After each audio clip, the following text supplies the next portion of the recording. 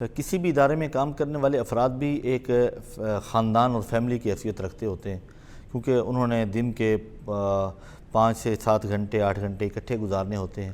تو ان میں اگر کوئی ایک شخص ایسا ہو کہ جس کے مزاج میں چڑچڑاپن ہو اور بات بے بات جو ہے نا وہ تو تکار والا ماحول پیدا ہو جاتا ہو، تو ظاہر ہے وہ جو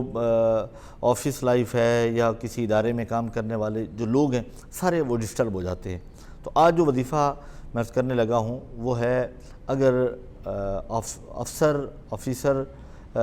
ظالم ہو، سخت گیر ہو اور بلا وجہ وہ ڈانٹ ڈپٹ کرتا ہو یا بد زبانی یا بد کلامی کرتا ہو، تو ورکرز ظاہر ہے انہوں نے کام کرنا ہے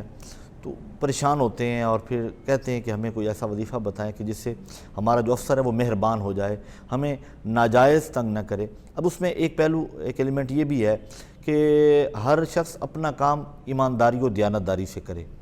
یقیناً جس کی ذمہ داری ہوتی ہے، جو کسی ادارے کا ہیڈ ہوتا ہے، اسے اپنے ورکرز کو دیکھنا ہوتا ہے، اس کام کو دیکھنا ہوتا ہے، تو یہ چیز بھی ظاہر ہے وہ پیش نظر رہنی چاہیے۔ اگر وہ کام کے حوالے سے کہتا ہے تو وہ تو پھر بالکل ٹھیک ہے، اور اس کی ذمہ داری ہی یہ ہے کہ وہ اپنے ورکرز سے کام لے اور انہیں ادارے کی جو بھلائی ہے جس میں اس طرف اسے لے کر جائے۔ اور اگر کوئی ایسا ہے کہ بلا وجہ ڈانٹ ڈپٹ کرتا ہے اور بلا وجہ سخت الفاظ استعمال کرتا ہے، سخت زبان استعمال کرتا ہے، جس سے سارے ورکرز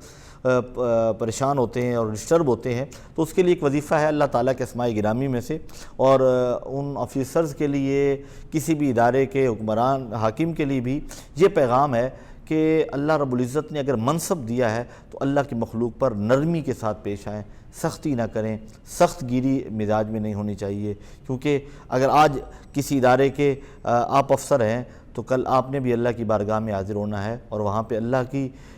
بادشاہت ہوگی، اور وہاں پہ پھر آپ نے اللہ کی بارگاہ میں حاضر ہو کر جواب دہ ہونا ہے۔ تو کوئی ایسا آپ کے رویے سے کسی کو تکلیف نہ پہنچے، آپ کی ذات سے کسی کو کوئی ایذا نہ پہنچے، یہ ایک پیغام ہے۔ کیونکہ اگر ہم عاجزی سے رہیں گے، انکساری سے رہیں گے، اللہ کے بندوں سے محبت کریں گے، تو یقیناً اللہ بھی ہم سے محبت فرمائے گا، ہم سے راضی ہوگا۔ تو وظیفہ اگر آپ کو لگتا ہے کہ آپ کا سینئر، آپ کا افسر آپ سے سختی سے پیش آتا ہے، اور آپ کا کفیل، جو عرب ممالک میں ورکرز کام کے لیے جاتے ہیں تو وہاں پہ ظاہر کفالت سسٹم ہے، تو کفیل اگر سخت گیر ہے تو آپ چاہتے ہیں کہ وہ موم ہو جائے اور نرم ہو جائے، تو اللہ تعالیٰ کے اسماء گرامی میں سے ایک اسم ہے یا عزیزو۔ طریقہ یہ ہے کہ 3 مرتبہ درود پاک پڑھیں شروع میں، اور 3 مرتبہ آخر میں درود پاک پڑھیں، درمیان میں 41 مرتبہ 41 ٹائمز یا عزیزو یہ پڑھیں، اور پڑھ کر اپنے افسر کا تصور کر کے، کفیل کا تصور کر کے آپ اس کے سینے کی طرف پھونک مار دیں، سامنے موجود نہ بھی ہو تو تصور میں اس کے سینے کی طرف پھونک مار دیں۔ اللہ تعالیٰ اس کے دل میں آپ کے لیے نرمی ڈال دے گا، اس کے دل میں آپ کی محبت ڈال دے گا، اور یقیناً پھر وہ جو گلہ اور شکوہ ہے انشاءاللہ وہ ختم ہو جائے گا۔ اگر یہ ختم ہو جائے اور آپ کو لگے کہ آپ کا افسر آپ کے ساتھ اب نرم لہجے میں بات کرتا ہے اور آپ کے ادارے کے معاملات بہتر ہو گئے، تو ہمیں اور ہماری درویشی رنگ کی تمام ٹیم کو اپنی دعاؤں میں یاد رکھیے گا۔